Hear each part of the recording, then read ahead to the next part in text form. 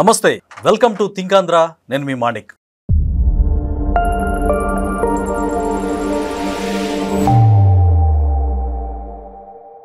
గత కొద్ది కాలంగా కేసినేని బ్రదర్స్ మధ్య వాదోపవాదాలు సోషల్ మీడియా వేదికగా, మెయిన్ స్ట్రీమ్ మీడియా వేదికగా జరుగుతుంది. మరి కేసినేని నాని తమ్ముడైన చిన్ని మీద ఆరోపణలు చేస్తే, అలాగే చిన్ని కూడా ఏమాత్రం తగ్గకుండా నా వ్యాపారాలు గాని నా బిజినెస్లు గాని చట్టబద్ధం, చాలా పారదర్శకంగా చేస్తున్నాం అంటూ ఆయన తిప్పికొడుతున్నారు. అసలు ఏంటి వీళ్ళిద్దరి మధ్య వివాదానికి కారణం ఏంటి, అసలు ఎవరి వ్యక్తిత్వం ఏంటి, ఎవరి వ్యాపారాల్లో లోపాలు ఉన్నాయనే విషయాల్ని, వాళ్ళ గురించి పూర్తి విషయాలు తెలుసుకునే ప్రయత్నం చేద్దాం. మనతో పాటు ఉన్నారు ఇదే విషయాన్ని వివరించడానికి గరికపాటి రాజేష్ గారు. వారిని అడిగి పూర్తి వివరాలు మనం రాబట్టే ప్రయత్నం చేద్దాం. రాజేష్ గారు నమస్కారం. చెప్పండి, కేసినేని బ్రదర్స్ మధ్య అసలు ఏంటి వివాదం, ఇద్దరిలో ఎవరు వ్యక్తిత్వం ఏంటి, వాళ్ళ గురించి మీకున్న సమాచారం ఏంటి? కేసినేని నాని మొన్నటి వరకు టీడీపీలోనే ఉన్నాడు కదండి. 2 సార్లు ఎంపీగా గెలిచారు.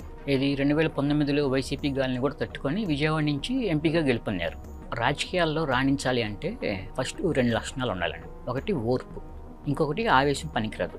ఈ 2 లక్షణాలు ఉండాలి. ఈ 2 ఉండటం వల్ల చంద్రబాబు నాయుడు ఈరోజు ఏ స్థాయిలో ఉన్నాడు, అద్భుతమైన ఒక హైటెక్ సిటీని తీసుకురావడంతో పాటు ఇక్కడ అమరావతిలో ఆర్టిఫిషియల్ ఇంటెలిజెన్స్ అని చెప్పేసి మళ్ళీ దాన్ని తీసుకొస్తున్నారు.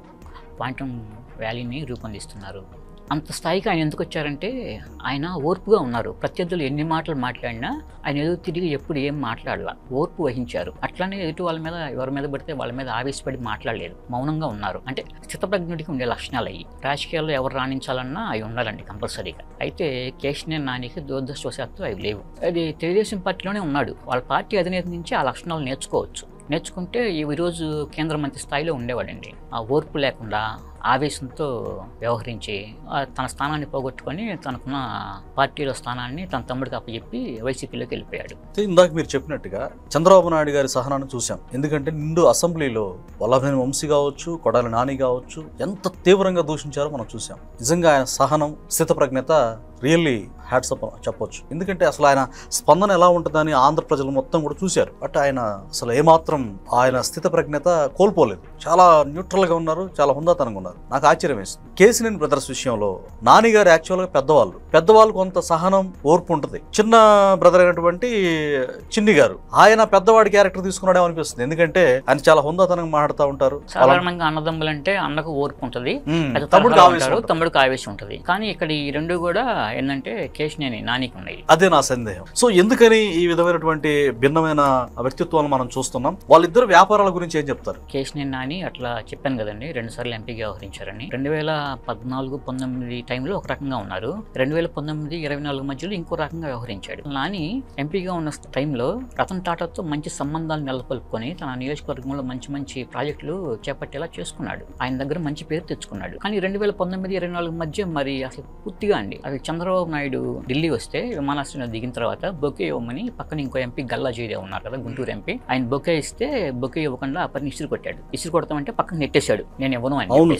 అది ఏ విధంగా కరెక్ట్ అండి? నువ్వు ఆఫ్టర్ ఆల్ ఒక ఎంపీవి, ఆయన అన్ని సంవత్సరాలు ముఖ్యమంత్రిగా చేసిన వ్యక్తి, ఆయనకి నువ్వు బొకే ఇవ్వమని చెప్పి అంటుంటే నువ్వు పక్కకు నెట్టేస్తే ఆయనకి ఎంత అవమానకరంగా భావించాలి. కానీ అటువంటి ఆయన ఏమీ మనసులో పెట్టుకోలేదు, దృష్టిలో పెట్టుకోవాలా, సాధారణంగానే వ్యవహరించారు. ఎందుకంటే ఆయన రాజకీయ జీవితంలో ఇలాంటివి ఎన్నో చూశారు కాబట్టి వదిలేశారు. ఇలాంటి సంఘటనలు చాలా జరిగినాయండి. అంటే ఎందుకు ఆయన అంత అగ్రెసివ్గా ఎందుకు బిహేవ్ చేయాల్సి వచ్చిందంటారు? వ్యక్తిత్వం అండి.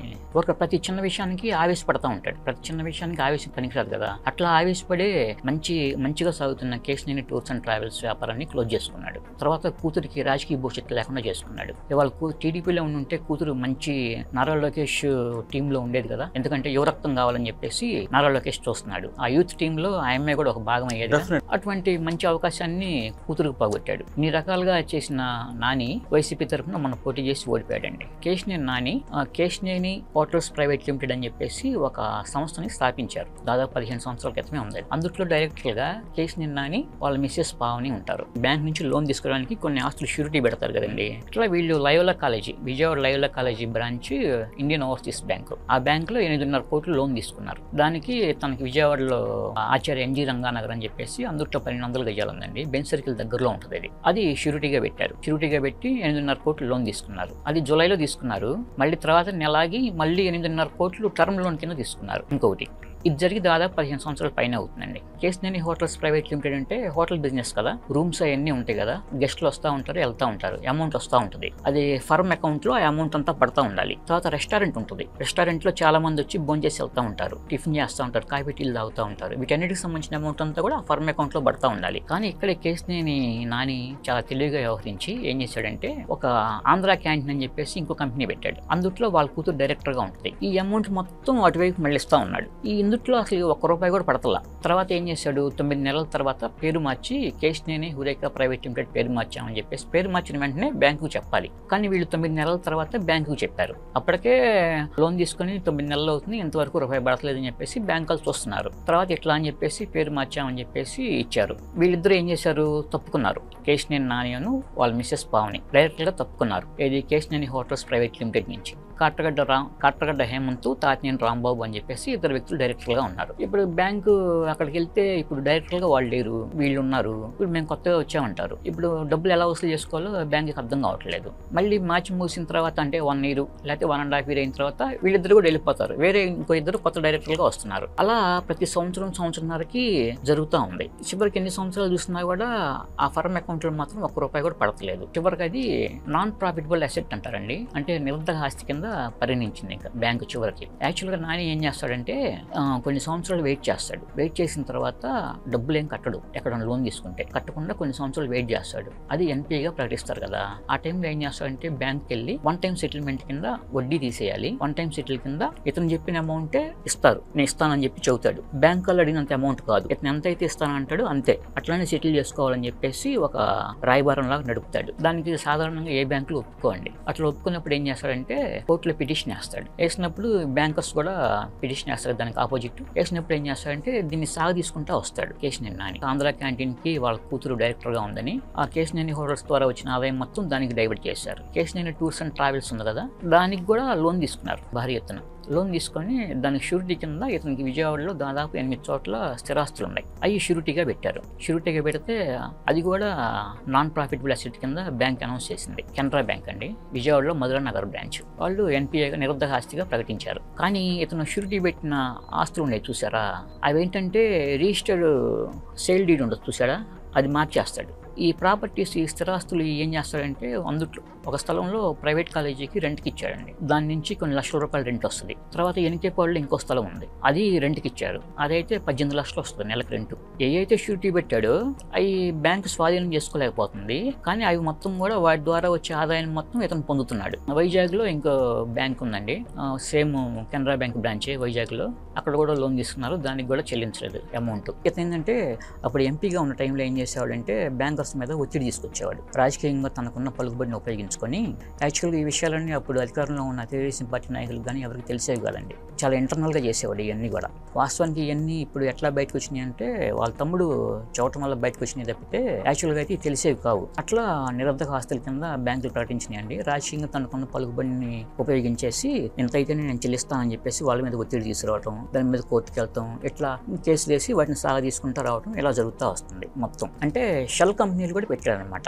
ఇప్పుడు ఆంధ్ర క్యాంటీన్ అనేది షెల్ కంపెనీయే, ఎందుకంటే దానికి యాక్చువల్గా ఇండియన్ ఓవర్సీస్ బ్యాంక్ డబ్బులు చెల్లించాలి కదా, అలా చెల్లించకుండా తన కూతురు డైరెక్టర్గా పెట్టి ఆ షెల్ కంపెనీలోకి ఈ అమౌంట్ మొత్తం వచ్చే ఆదాయాన్ని దానికి ట్రాన్స్ఫర్ చేశాడు. ఇతను మొన్న తన తమ్ముడు కేశినేని చిన్ని ఇట్లా వ్యాపారాలు చేస్తున్నాడు, హవాలా చేస్తున్నాడు, ఇట్లా రకరకాల ఆరోపణలు చేశాడు. కానీ యాక్చువల్గా కేశినేని నాని అయినా కేశినేని చిన్ని అయినా ఇద్దరు కూడా కష్టపడి ఒక స్థాయికి వచ్చిన వాళ్ళేనండి, అందుట్లో ఒప్పుకోవచ్చు మనం. అయితే కేశినేని నాని ఏంటంటే ఓర్పు లేకపోవటం వల్ల, ఆవేశం వల్ల, దుందుడుతనం వల్ల, చెప్పుడు మాటలు వినటం వల్ల, ఇట్లాంటి వాటి వల్ల ఏంటంటే తన వ్యక్తిత్వాన్ని పోగొట్టుకొని తన ఆస్తులను కూడా పోగొట్టుకొని ఈ రోజు ఆ స్థాయిలో ఉన్నాడు. కానీ కేశినేని చిన్ని ఏంటంటే మృదు స్వభావి, ఎదుటి వాళ్ళు చెప్పింది వింటాడు. ఒకవేళ చెప్పుడు మాటలు ఎవరైనా చెప్పినా కూడా వాళ్ళు ఎందుకు చెప్పారు, దాని వెనక కారణం ఏంటనేది ఒక రీజన్ ఆలోచిస్తాడు కేశినేని చిన్ని. తను కష్టపడి ఎట్లానే మైనింగ్, రియల్ ఎస్టేట్ ఇట్లాంటి వ్యాపారాలన్నీ చేశాడండి. అతను మెకానికల్ ఇంజనీరింగ్ చదివాడు కేశినేని చిన్ని. స్టెప్ బై స్టెప్ తను ఎదుర్కొంటూ వచ్చాడండి. చాలా చారిటీ కార్యక్రమాలు కూడా చేస్తున్నాడు విజయవాడ కాన్స్టిట్యున్సీ పరిధిలోనే. అతను అతనికి యాక్చువల్గా రాజకీయాల్లోకి రావాలన్న ఉద్దేశం కూడా లేదు.